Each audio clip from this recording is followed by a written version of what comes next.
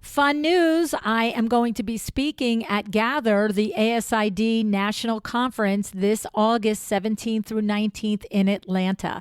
And really fun because this year ASID is celebrating their 50th anniversary, and they've got it all working. Inspiring speakers, top-notch education sessions, and the perfect opportunity for you to connect with talented interior designers from all across the country. So whether you're looking to expand your skills, get inspired by the latest trends, or network with your fellow design professionals, you don't want to miss this event. The energy is going to be amazing, and I can't wait to meet you there. If you haven't registered yet, there's still time. They're offering discounted hotel rates. Head over to ASID's website, or you can go to luannniagara.com/Insta, and you will find that on my events page. Okay. I hope to see you in Atlanta. If you go, I hope you come to I have 2 sessions I'll be doing there. I hope you'll come to them, and I hope that you'll say hello to me. Can't wait to meet you in person.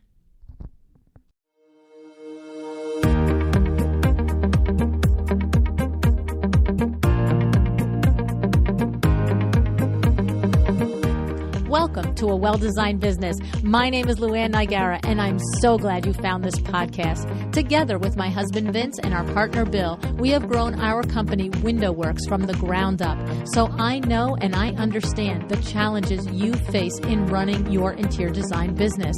I also know that your talent alone isn't enough to ensure your success. So on this podcast, we talk about strategies and practical steps to help you grow your business. But make no mistake about it, we have our share of fun here too, mixed in with those aha moments that I love so much. This isn't fluff. Nobody has time for that. Whether you are a new interior designer or a seasoned designer, I am here to help you create and to manage the kind of interior design firm that you dream of. It's straight talk and it's action. Are you ready? Let's get started. Hi, welcome to A Well-Designed Business. Before we get into today's episode, I want to let you know that we're doing something a little different over the next several months. We're bringing back the most downloaded, the most talked about episodes from the last 9 years of A Well-Designed Business. These are the episodes that built businesses, that sparked aha moments, that turned you into an action taker. Now, if you're wondering why we're revisiting these episodes and what's changing with the show overall, well, I walk you through the full vision in our April 25th, 2025 episode titled The Big Shift, What's Changing on a Well-Designed Business and Why. That episode is linked for you in the show notes. Now, a quick heads up. These episodes are airing as they originally did. That means the music might sound familiar or it might be vintage. That means the event dates will definitely be out of date that I talk about. And it also means that any offers that are mentioned may or may not be valid still. But the insights, still golden. So whether it's your first time hearing this episode or your 5th time hearing it, there's something in this conversation for you right now in this season of your business. So here's the show. I hope you enjoy it.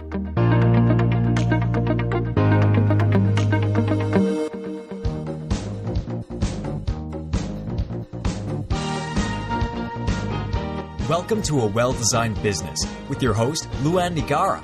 LuAnn has a lifetime of experience building a multi-million-dollar business with her husband and cousin, and she knows the challenges you face in your interior design business. LuAnn brings you real-life answers to your most pressing problems, as well as practical strategies to explode your interior design business.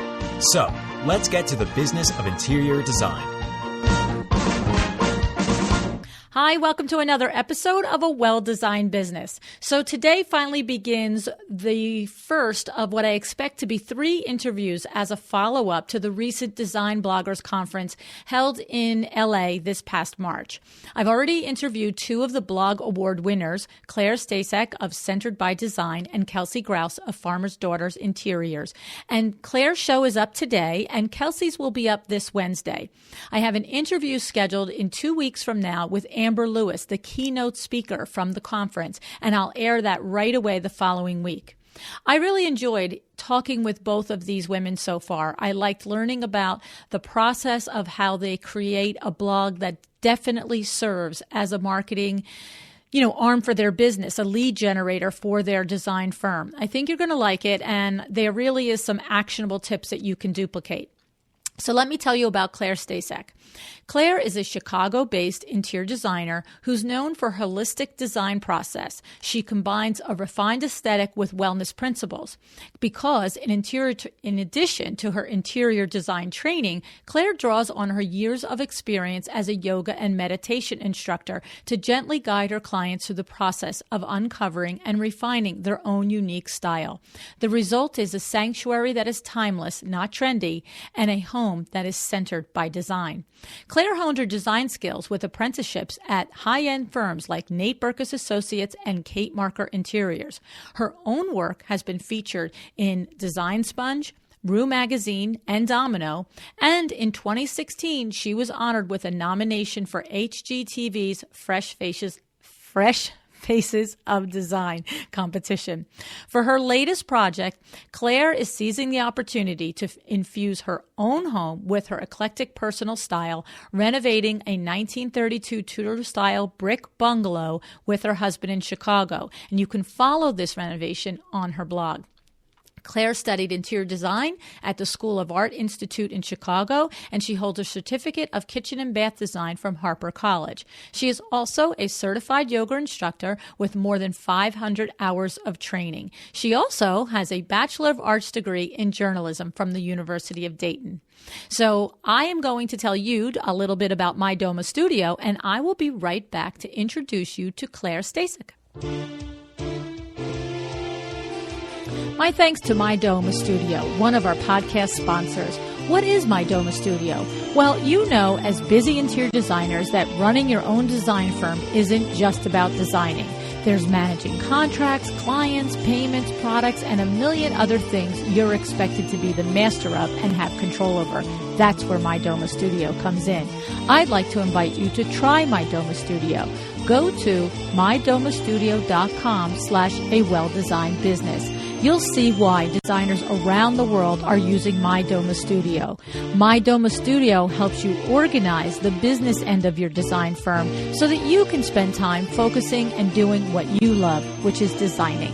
Visit mydomastudio.com/awelldesignedbusiness today. And for listeners of the podcast, if you go to mydomastudio.com/awelldesignedbusiness, you will see that My Doma Studio has a special offer just for you. Hi, Claire. Thank you so much for joining me on A Well-Designed Business today. Hi, LuAnn. Thanks for having me. Yes, so I have told everybody in the introduction that not only are you an interior designer, but you're a blogger, and that you are one of the award winners from the Design Bloggers Conference that was just this past March in 2017. And you won the award for Best Blog Writing 2017. So, number one, congratulations, girlfriend. Thank you so much. You're welcome. And so, of course, I had such a terrific time at the Design Bloggers Conference this year in LA, and really, really enjoyed the energy there, and the production that Adam and Luba and the rest of their team put on is really something to be witnessed. They really are top shelf. Did you find the same thing, that it was very well run?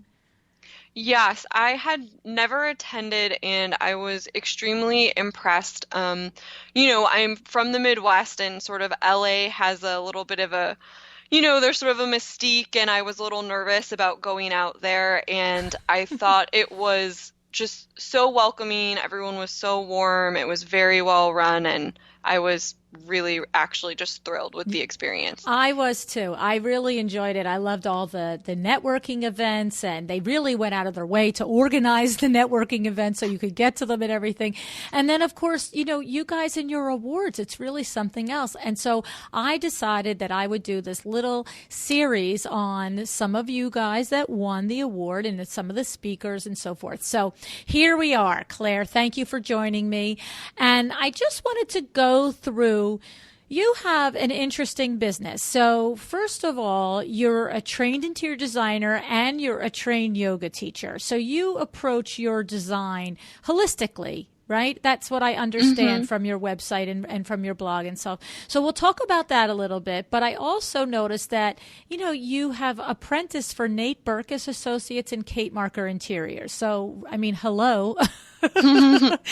So tell us a little bit about, because we're going to talk about the conference, but I want to just spend a few minutes talking about that because I feel like there's some mystique around that. Let's just use your words to describe it. I'm sure that if I didn't ask you a couple of questions about that, when a designer out there is listening to the program and they go to the show notes or they go to your website and they would have learned that you worked for these two very big firms and very well-known firms, that they'd be like, and you didn't ask her how she got those jobs? So Sure. tell me a little bit about it. No problem. So, the first thing I'll say is, I think being in school, so I went back to school for interior design at a local community college. It was a really great program. It had an associate's degree. And so I think being in school gives you a lot of benefits to get internships and apprenticeships and things that you may not have once you graduate. And so I really used my time in school as someone a little bit older going back to school to the fullest. And so I applied for all different sorts of internships and apprenticeships. And Nate Burkus is based here in Chicago, and they had just up on their website, multiple listings. And I went in for an interview, and I remember being just really incredibly nervous and thinking that it was way too easy. And they didn't ask me hard enough questions. I was studying up on designers and trying to memorize people's names. And, that just, it worked out well. And it's partly because, they have a program there where they are continually accepting students. They have a big business to run and need help. So I think if you're, willing to do the work, being an intern is not glamorous by any means, but you get to see some really cool things and projects. Specifically, I saw some here in Chicago with Nate's team, and that was really, really wonderful to see a big business run like that. Okay, so there's a couple things in there that you said. The first is that I want to point out that, like you said, you already had a career in marketing, and 8 or 10 years. It's not like you're 100 years old over there, but you were, late 20s, early 30s, whatever it was, and so that probably brings something to that interview. But and what I mean by that is you took it very seriously, and you might not have been asked nearly as many questions as you expected you could have been asked, but you prepared for it very seriously in every way that you could. So, and whether or not you felt like they did a very in-depth job, you might have just been impressing them right off the bat with the things that you were coming across with. Right? So it's a good lesson in there to be well prepared, whether you're coming out of college at 22 years old or coming to this as your second career in your late 20s, right? Definitely. And I think the other point I would just add is I certainly felt going back to school a little bit later that, I don't know, you just sort of feel potentially at a disadvantage, even though maybe actually now I consider it an advantage. At the time I thought, I'm too old to be doing this. I can't be doing a second career at 30. I know people are laughing, but I think what I realized is that actually in the workforce, the work experience, regardless of the field, is so important because you just sort of know how to do things. Exactly. That it made a big difference. Yes, I agree. And that is the good reason for, even if you are listening now and you're an interior design student in real time in your 18, 19, 20-year-old years, to get as much work experience as you can. Because, some kids have the impression of, I'm in college and I'm taking the summer off and I'm going to get a summer shore house. This is my last time to be free or whatever. But your point is well made. Every bit of work experience you have informs and helps you be a better employee no matter where you go and what the new skill set or the new field is. So I like that. And I think that's interesting that you mentioned how you were very well prepared for that interview. And then the other thing is that I like that you mentioned is that the benefit of working for a well-run company, a big company that has broad projects, big projects, and has established systems. So did you feel that, you noticed it? Did you take some of the systems and some of the principles away from that experience when you opened your own firm?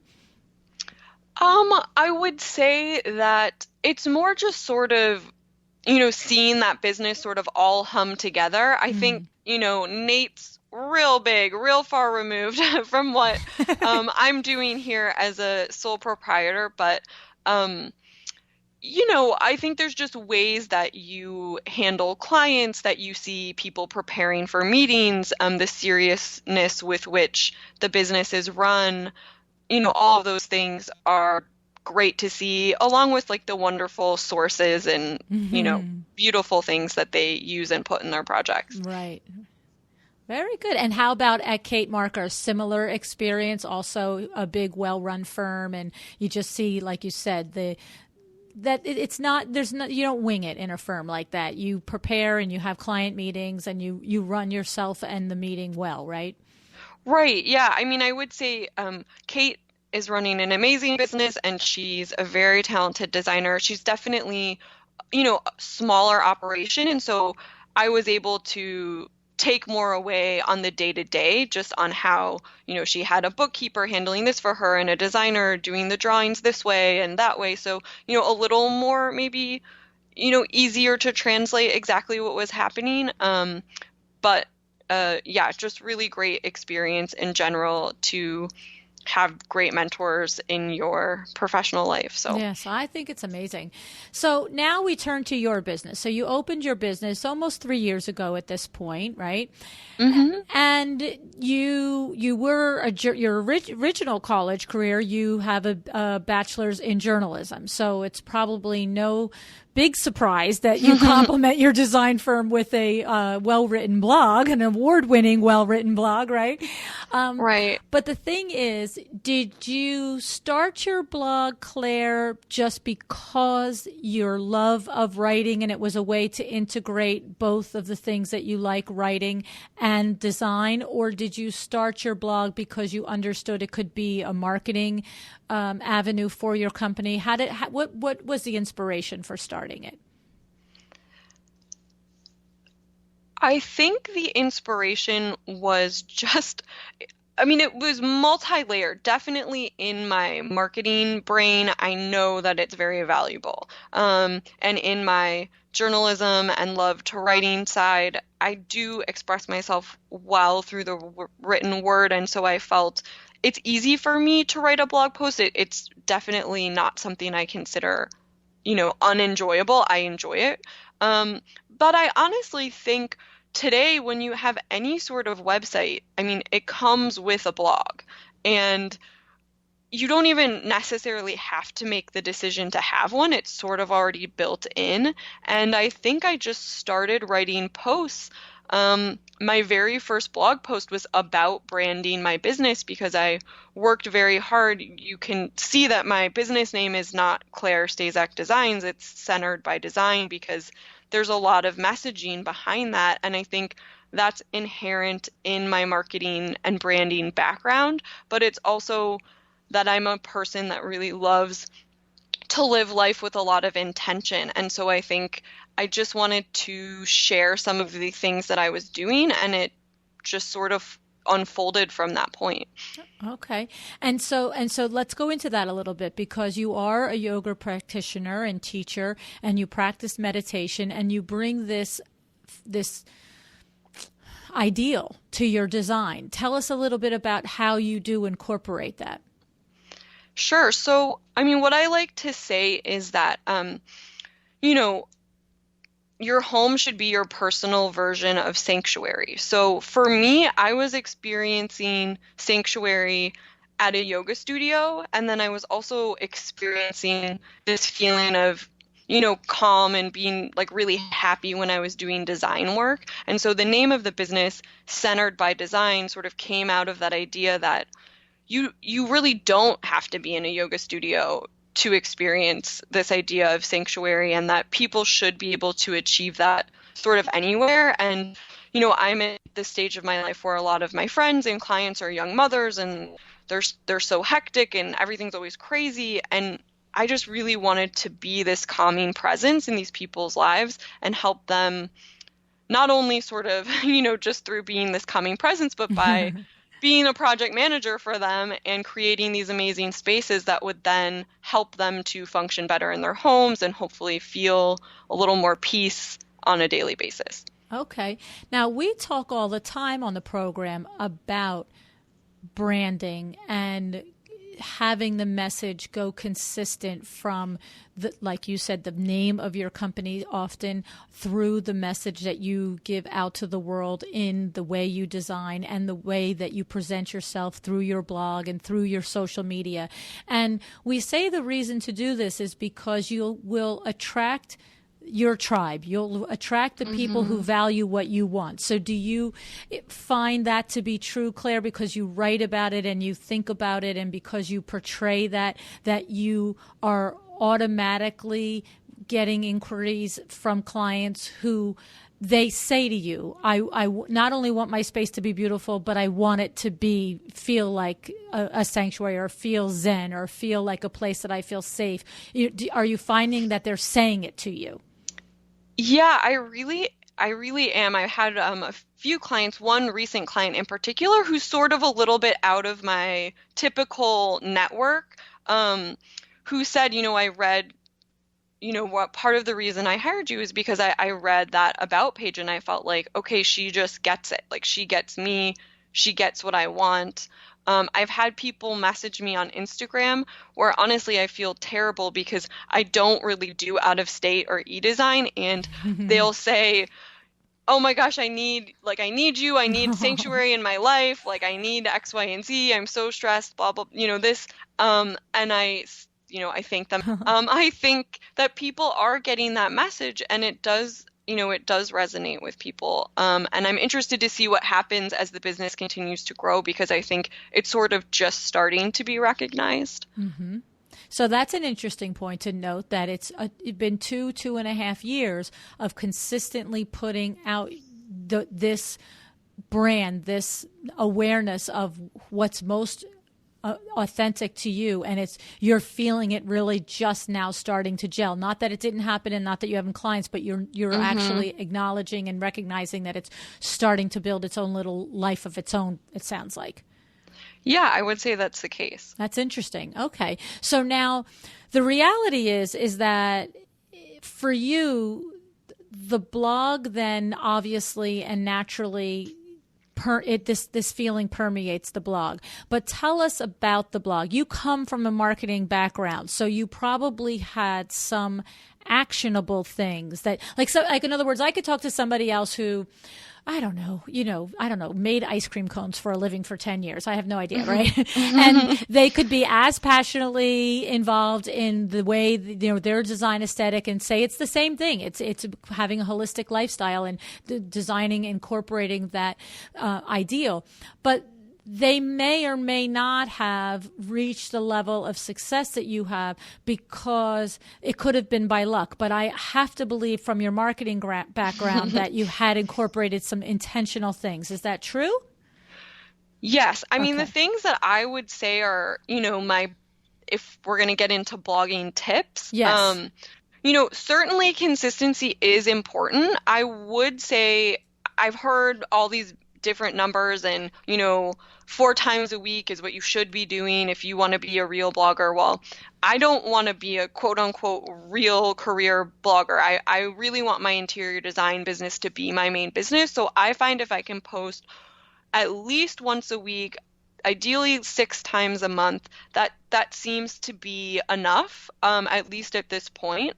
I would also say the biggest thing to do is create content that your readers want to come back for. So right off the bat, I started a series called Women Who Make, where I feature entrepreneurial, creative women who typically are making their own product. This also comes from another job I had, which we didn't talk about, but I used to work for an art center, and I missed watching all of these artists day in and day out. And so I had a lot of connections to the art community here in Chicago, and I started this series, which I've now taken to other cities and feature different women all across the country. And people love that series. They always read the interviews. And then the second series I started was my husband and I bought a vintage home here in Chicago built in 1930, and we've been slowly renovating it ourselves. And, no surprise to anyone that everybody loves to follow a renovation and a before and after. So the renovation series has also been, very well read. And it's sort of creating content that repeats every month like that I think people really sort of can latch onto that. And it also, with the Women Who Make series, it helps me generate a ton more content and photos than I can generate on my own. And it's huge for Instagram because then there's all this cross promotion, and it's really key to having interesting content.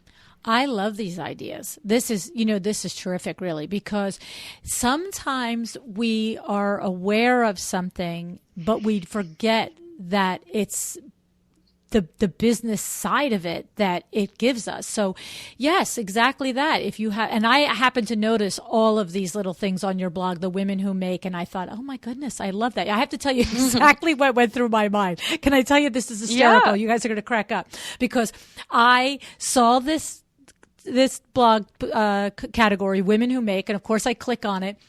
And looking at it, first I skim all the titles and I gather immediately, she's featuring all the work of all these women who create things. And then I read one or two and I thought, I want to do something that features the work that people create. And I was like, hello, that's what you're doing on your podcast. Yeah, you're totally doing that. And doesn't it feel good? And isn't it good for your business? But it's so funny. But I have to say, I want to do that. And I was like, yeah, hello, this is why you found out about this, because you're preparing for the next one that you're going to put up here. So, but I think, so I have to laugh at myself, by the way. But I love that. I thought that was very inspiring. And I see it both from, your perspective where you're saying it immediately gives you information content that you could just go out into the world and Google women artists, and come up with something, right? And then, of course, it is something that if it speaks to a reader, they come back for it. So good tip. So the first tip that you mentioned was consistency, and decide for yourself what consistency means. It doesn't mean, it's just like podcasting. Some people do it 7 days a week. Some people do it 1 day a week. I do it 3 days a week, but show up consistently for your readers. If you put out Women Who Make once a month, don't skip 3 months, because then you'll lose us, right? Right. Okay. Yep, I do it once a month because that's all I can really, handle. But people love it every month, and that seems to be enough, I think. Right, and it also seemed like the Outfit to Room was once a month as well. Yep. Mm-hmm. So tell us a little bit about that series. That's a new one. I love fashion, and I think most interior designers do as well. And I met a stylist. So, collaboration is just so important. I think probably this also stems from my background in, marketing and community relations. Like, I do not have problem talking to a stranger or, making a new friend. And I think people are often very hesitant to reach out to other people, but collaboration is so key if you want to grow your blog. So I met a stylist. I said, we have to do something together. I love your style. And the Outfit to Room isn't a new concept. They've done it in magazines for a long time, but I give her a photo of one of my rooms every month, and she comes up with a great outfit for it, and we post it, and it's really fun. That's amazing. And I have to say, I did notice that on your blog too, that you are a very giving blogger, is the way I'm going to say the word, because I don't know. Maybe did I read 5 posts or something like that, and I've skimmed many of the titles. That's a lot. I'm so glad you read 5. But I felt like, I wanted to get to know you a little bit, so forth, Sure. right? But I noticed, first of all, that you posted about my podcast. I was like, huh. But I mean, you are sharing consistently. You are all the way through your threads. You're mentioning other designers. You're mentioning, like you said, the stylist. You're mentioning other bloggers. And I have to say that I understand what you're telling us, that you're saying it's a marketing vehicle, that it is something that it gives you something to blog about. It gives you somebody to collaborate with. It gives you somebody to change and share social media with.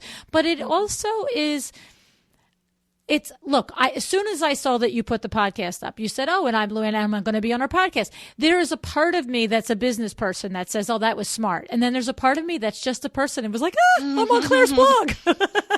Yeah. So it's awesome. So, LuAnn, the tip in there is that I don't focus a lot on building revenue from the blog. So there's a lot of different ways that bloggers make money. And I would say, I think part of the reason potentially that it appears that I'm, doing a lot of giving is that I'm not doing a lot of selling. And so I decided early on that I didn't want to have ads on the blog because I had mostly heard that they're really not very lucrative unless you have so very, very many followers. The clicks are worth it. And then, I'm considering doing some things that I learned about at the conference, but yeah, I think that I don't try to sell a lot of product. And I will say that the blog still makes money, primarily through sponsorships with businesses that want to work with designers to feature, products of theirs in their home. So there's a lot of other ways to make money on your blog and not appear like you're always trying to sell like the next outfit. Right.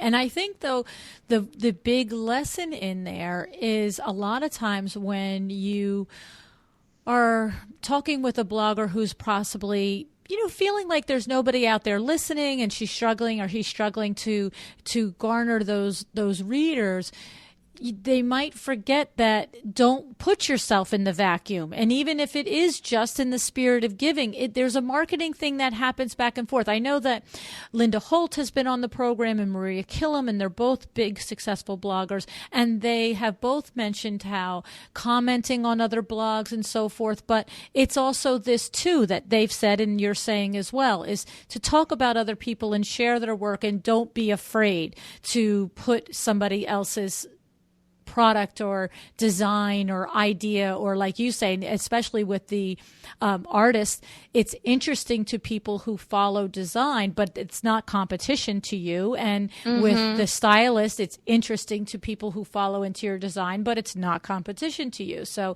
those are great. I love those ideas. And so are there more tips before I go to the conference and your takeaways from the conference that you wanted to share for new bloggers or bloggers that want to grow their audience a little bit?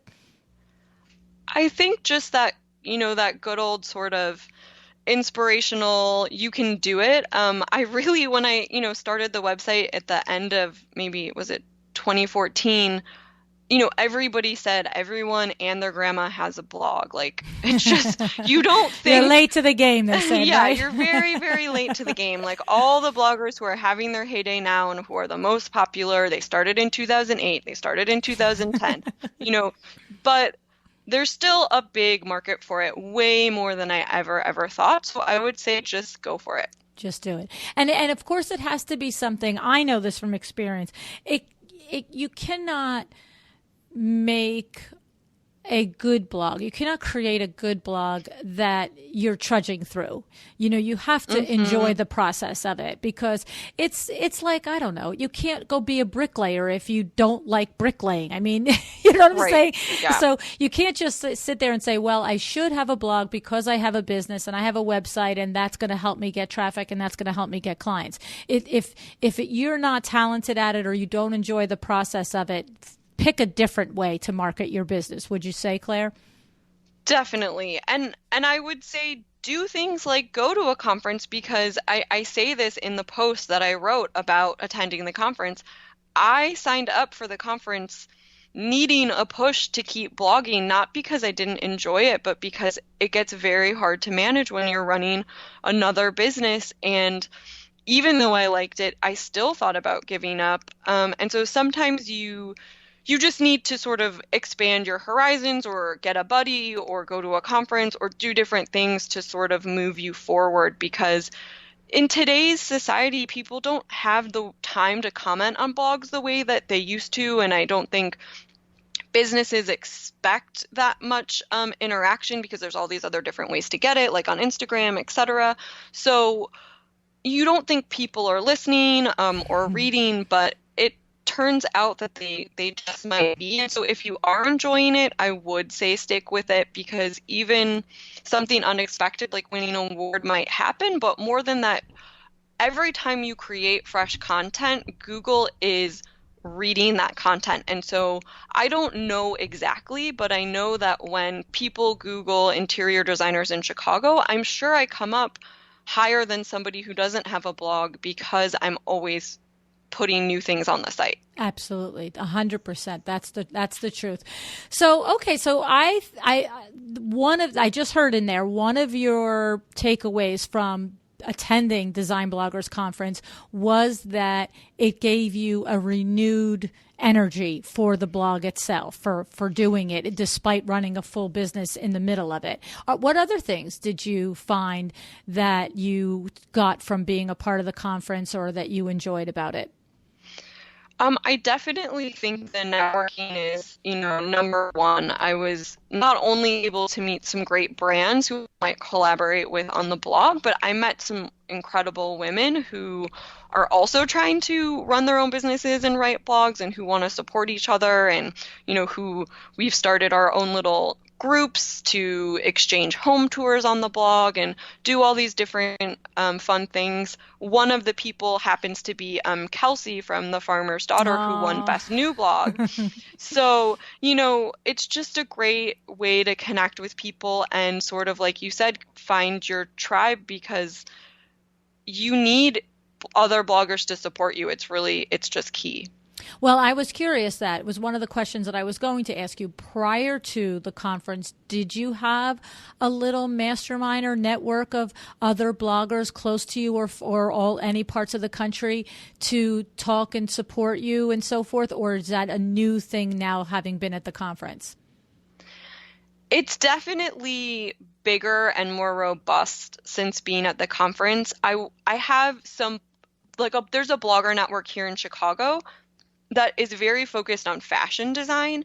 And I definitely had some friends I could ask questions about blogging, like especially a lot of the big fashion bloggers usually work for some big agency and kind of know a lot more things than the average person would know.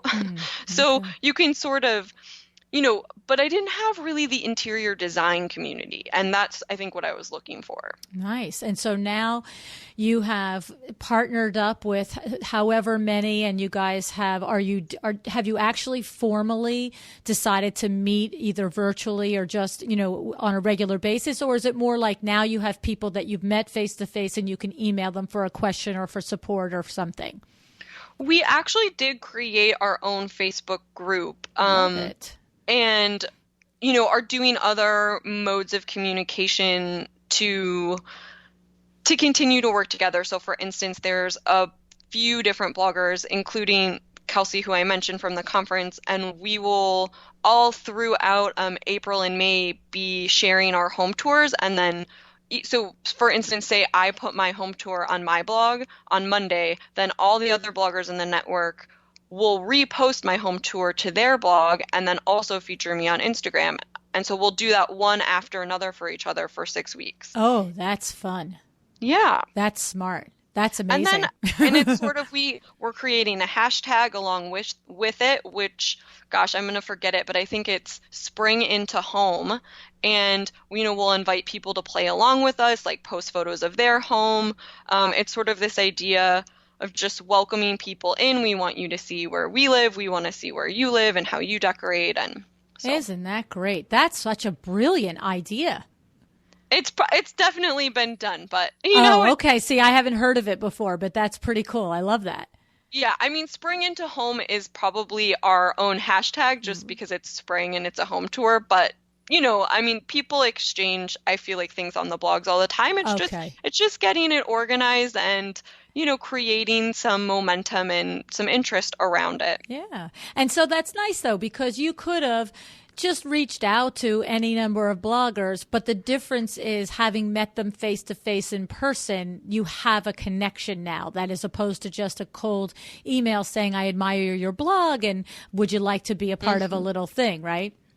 Definitely. And I think, too, you do have to be conscious of people's different design aesthetics. I mean, I think, all gravitated towards each other for a reason. I would say, we're all relatively in the 30s and 40s range. We all have a similar, not necessarily similar, but appreciation and or similar aesthetic. So, it has to work for your blog and for your audience. Well, that's true. I can understand that, because if you are completely opposite aesthetics and one is whatever design, then your readers are be like, well, I don't want to see that stuff today, right? Because your readers, okay, very good point too. So that's another excellent point, that if you want to create your own little, I'm going to call it a mastermind, even though I know that's not exactly what it is, but your own little mastermind, that you should, instead of being afraid to have somebody who's aesthetic like yours, it should be aligned with it somewhere, so that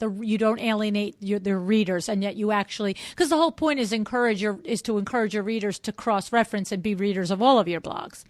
Right, exactly. Awesome. I love it. Okay, so let's get into a little bit of the mechanics of how you manage an interior design firm and a successful blog. Do you have systems? Do you blog on certain days and design on other days? What's sort of that like for you, Claire? Oh, LuAnn, that's the big question. I mean, I wish I could tell you I was more organized. Uh-oh. It's a good way to answer that. I think it's really at this point, and I would say probably any new business owner can relate, you're just sort of fighting to keep your head above water. I'm not gonna lie and, act like I have it all together. There's late night posting, there's just, how do I get this post out today? I have invested in, I have a web developer. I would say another tip of mine is you don't have to spend a lot of money on your blog, but you need to spend a little bit of money, having it look good. I was actually also nominated in the graphics and photography category. Oh. And I think it's very important. Your blog has to look pretty. People want to, look at not just the pretty pictures, but the layout. So, I have somebody when I need changes that can make those for me. I have someone who I recently just employed because of the conference and sort of wanting to maybe take my blog even a little bit further, where have some new series in mind. I have,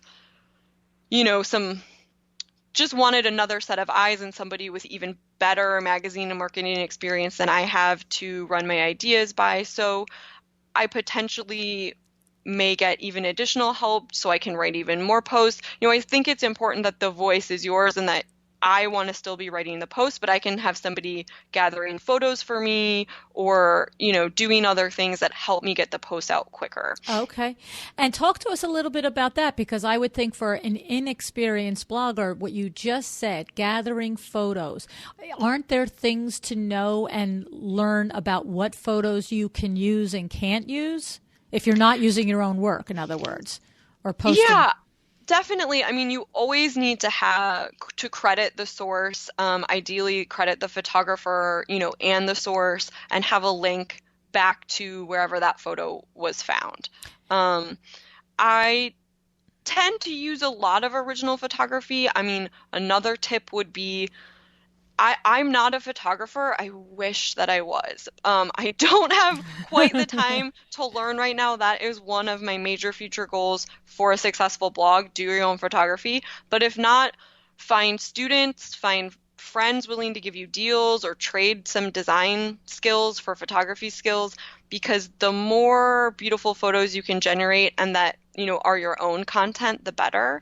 So I frequently will pay a friend or a photographer to take photos for me, whatever the project, if it's my work, but more often, the Women Who Make series, those photos, we go into those spaces and take those pictures ourselves. So okay.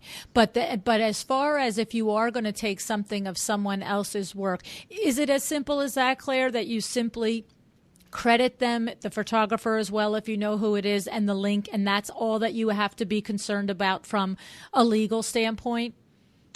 I mean, I wouldn't want to give any legal advice because I'm not exactly a lawyer, but I think sort of that's the etiquette that's going, especially if you found the link, through Pinterest.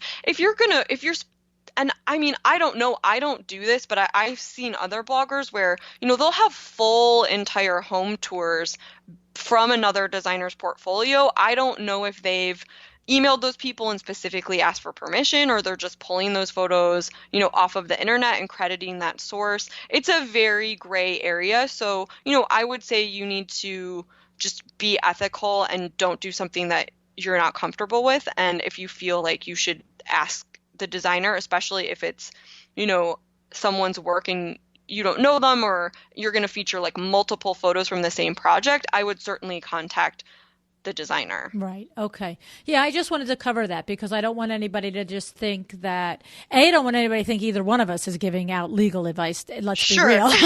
But I also don't want anybody to think that we're just like, hey, just grab whatever you want and use whatever you want and don't think about it. There has to be some sort of thing. Yeah. So, and I would say for the kind of content that I create, I'm often not doing that, but I do see that happen a lot. And I think that the etiquette, especially, again, most people, I feel like they find photos on, Pinterest, and they're looking for instance, my most read post ever is about how to hang your window treatments. And so the photos in that post are not my photos, but they're photos that I found on Pinterest of different rooms, different designers. And you don't link back to Pinterest, but you link to the original source of the photo. And that's a good tip. Because that's where the photo came from. And hopefully sometimes with how big the internet is, you have to dive a couple steps deeper to find, because maybe it's a little bit cumbersome, but say you find this image on Pinterest and then you click on it. Well, it's actually on somebody else's blog and it's not their image. And then you click again and it might be on somebody else's blog. So you've got to go far to find who actually designed that. Is the original person of that. And that's funny that your most read post ever is on window treatments. I know. Gosh, I didn't even think of that before I said it. But a lot of people need help with that. I know, right? And here I am barely getting a blog out on it. That's pretty funny. But that's true. And I have actually been surfing the net and the web, and have come up with my work on somebody else's website. And I was like, 2 times it happened, and it wasn't a blogger who was giving any credit or anything like that. One was actually a window treatment company like mine, but in a different state, had it as part of their portfolio. And I was like, really? No, I don't think so. So I picked up the telephone. I'm like, excuse me. And then that person actually was like, well, if I credit you, I'm like, no. Right. Yeah, that's terrible. If you're a blogger, maybe, but you're a window treatment person. You are not going to tell your customers that you did that. Yeah, absolutely not. So, and I don't care if the fine print at the bottom says, Window Works in New Jersey did it. So, right. And I will say a lot of designers do watermark their photos, and I think that that's smart. Just something I haven't gotten around to doing quite yet. I know, me either. I keeps randomly coming across my path, and even just I forget who's just recently has been showing up a lot on my feed on Instagram, a designer, and just along the bottom, she just has her. It might be. Is it Summer Thornton? She has a great watermark and a great logo. No, I want to say, is it Design something FI? Or FL, Design something FL. I feel like it's a Florida designer. And I noticed it about a week or two ago, and I just keep thinking, that's very good. It's just right there at the corner. It's tasteful, it's small, but it's her picture. That's it. Mm-hmm. Yeah, or his picture. I think it's a designer in Florida. So anyway, so this has been really awesome. I really appreciate your coming on the show and sharing with us your experience of your internships, building your business, business, writing your blog, and of course the Design Bloggers Conference. So is it a definite that you'll be going back to LA next year? Yeah, well, I know they hold it in a different location every year. Is that correct? Actually, he has already said that next year will be LA again. I know that really? in the year before, 2016, I think it was in Atlanta. Don't anybody quote me on it, but or maybe it was 2 years before that. I don't know, but literally within the same week, he announced that next year would definitely be at the same location. Well, I had such a fabulous time, and honestly, getting out of Chicago in this time of year, I'm happy to go to California anytime. So yeah, if I'm not back this year, I will certainly be back the following. I had just an incredible time, and I feel like there's still, so much to learn. So yeah, no, I really did enjoy it as well. I think that it was well run. The workshops were good.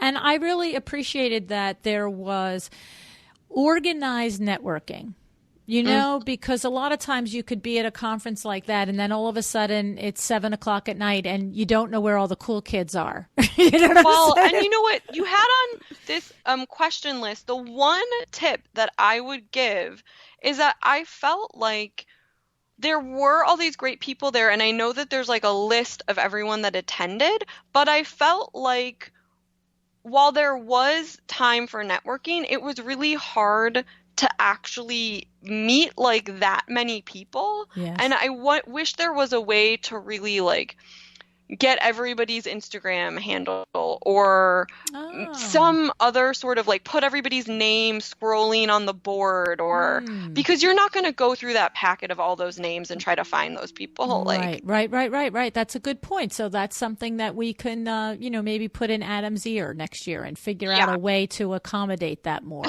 So just like scrolling list of everyone or maybe like a photo and the name of their company or because I think that, people are really there to meet other designers and bloggers. And while I met a great many, I think there's still so many that I could have also connected with. Right. I agree. And however, what I was sort of giving a little hats off to the fact that at least like you had the two events organized at Millet and at, what are those called? Serena. Yes, Serena. And I actually met the two girls that ran it, and they were delightful. They're so fun.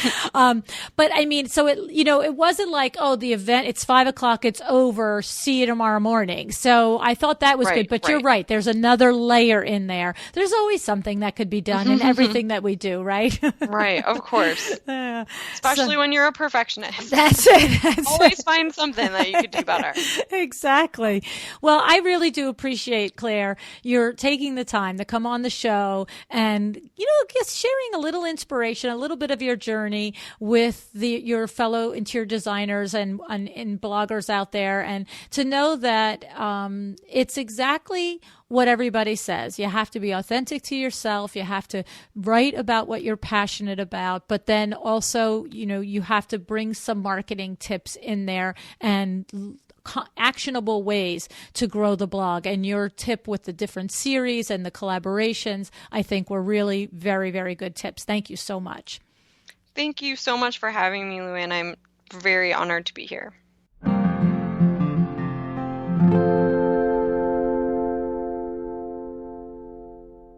Did you catch the same things I did? I could hear it in Claire's voice, in her demeanor, the skills she brought from her previous experiences to her own firm. The level of professionalism learned at a no-nonsense, high-level firm like Nate Berkus and like Kate Marker Interiors. Her words were, she learned how to dress, how to act, and how to present. Valuable lessons, and you can see through the success of her blog, her previous marketing experience. Claire's blog is an effective marketing tool, not just a place for her to record her musings and her inspirations. I mean, 10,000 to 15,000 page views, that's a pretty significant number. I'll take it at the podcast, by the way. The actual strategies that Claire mentioned include these. Consistency. And I'm just going to say at this point, I don't think I need to explain how important this is for everything in your business, from blogging to invoicing. Did you catch Kimberly Seldon's Business of Design podcast episode number 3? She actually has a specific, consistent system for shopping for memos. I mean, seriously. So if you missed that episode, you should check that out. Go to iTunes and see and put in there Business of Design. Matter of fact, you should listen to all her episodes. She's fabulous. Back to Claire's steps. Create repeatable series that draw the reader back each month looking for the next installment. Claire includes a feature on fellow women creatives and artists. She also includes a feature on the renovation to her own home and a collaboration with a stylist who selects an outfit to complement a design space. Notice that the collaboration are with businesses that are of like interest to her readers but don't necessarily compete with her platform. I love that. And Claire point blank said, spend some money for a web developer, especially if you don't have the skills to do it well. And she said, pay attention to using quality original photos, and you need to make your blog look pretty. Seems obvious, but maybe not always. So go out of your way and pay attention to your photographs and make the blog look pretty. And finally, I have some observations on Claire's takeaways from her experience at the Design Bloggers Conference. Claire described a sense of renewed energy for her blog and her business after attending the event. She also mentioned how she met and formed a collaboration with several new designer friends, and they have a new blog series this spring that each will share on each other's blogs, cross-promoting their audiences. That's an awesome marketing tool for bloggers. Their promotion is called #SpringIntoHome. I've put the link for the first installment on Claire's blog into our show notes. The first post is the home of Doreen Corrigan, who is also from the Chicago area like Claire. This group of women has also created a Facebook group for them to help each other and to simply stay connected and inspire each other. So tons of great ideas and inspiration and an award, all from attending the Design Bloggers Conference. All in all, I would say it was a smart idea for Claire to make the effort to go. Maybe next year we'll see you there too. So before I leave, I always have some housekeeping notes. Last week, I mentioned that you need to be on our email list so you're in the loop here. You can go to our website at www.windowworks-nj.com/podcast and sign up there. Or you can easily, right from your phone, text the word Design Biz, DESIGNBIZ, to 444-999.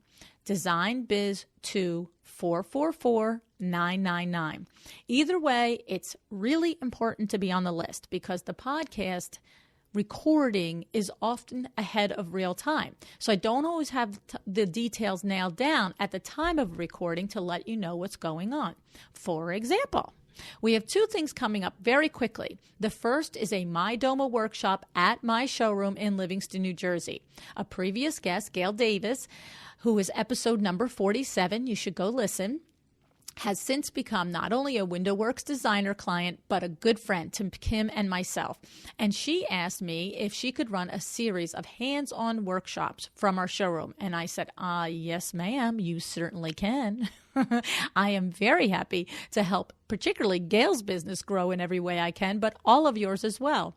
So on Monday, May 15th at 12:30 p.m., we will have a lunch and learn workshop on My Doma Studio.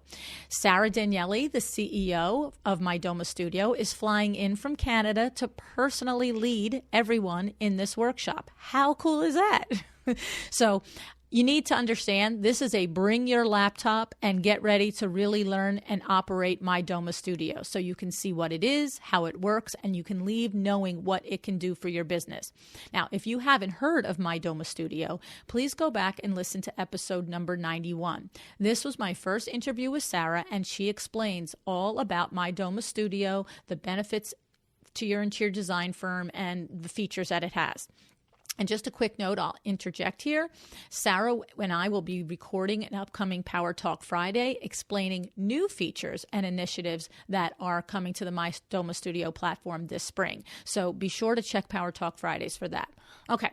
Getting back to the events and why you need to be on our email list. So we have the My Doma Studio workshop Monday, May 15th. Because this is at my showroom, this is obviously a spaces limit event, so you must RSVP and we will cap it at about 20 people. So it's first come, first serve, peeps. Try to come out and be ready to work.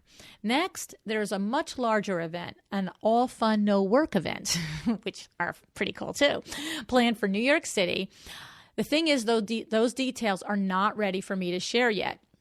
There's a lot of moving parts to this event, and so it takes a lot of people to coordinate it, and this is exactly the point of being on the email list, because it might only be a week or two that you hear the show that tells the events, but I will have had the event organized well before the recording. So this event is going to be a blast. I mean, this is going to be fun. Like I said, all fun, no work.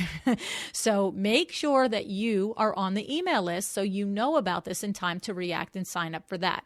So you can go to our website, www.windowworks-nj.com/podcast, or again, you can text the word Design Biz to the number 444-999. There's lots of things coming up here at Well Designed Business, and you really have to be in the know through the email list. So one of the things coming very soon, I alluded to it in January, is a very special featured, I don't know how to say it. It's a special feature. It's being sponsored by my faves, Curated Cravat. Look for that at the beginning of May. I really had thought it would be out in April, but it's definitely going to be out in May. And please remember, Curated Cravat, Cravat Inc. and CuratedCravat.com are still very much aligned with the podcast. They're still sponsors. It's just as soon as this comes out, you'll understand how and why what their involvement is. But the discount code at Curated Cravat is still live and active. You can get 10% off any one single order at CuratedCravat.com. Just go to the website, do your design, click delivered, and at the checkout, put in the code CK Podcast. It's easy. Alrighty, so that is the show for today. Thank you for joining me. I love it when you show up and listen. I appreciate it so much. Tell a designer bestie about the show if you would, and have an excellent day.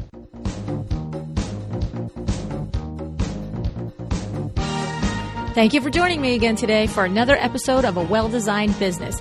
This podcast is a production of WindowWorks in Livingston, New Jersey, your trade resource for custom window treatments and awnings. Learn more about WindowWorks at www.windowworks-nj.com. All of our music is original music by Room 2 Productions. Please contact us if you want to learn more about original music for your business or your events.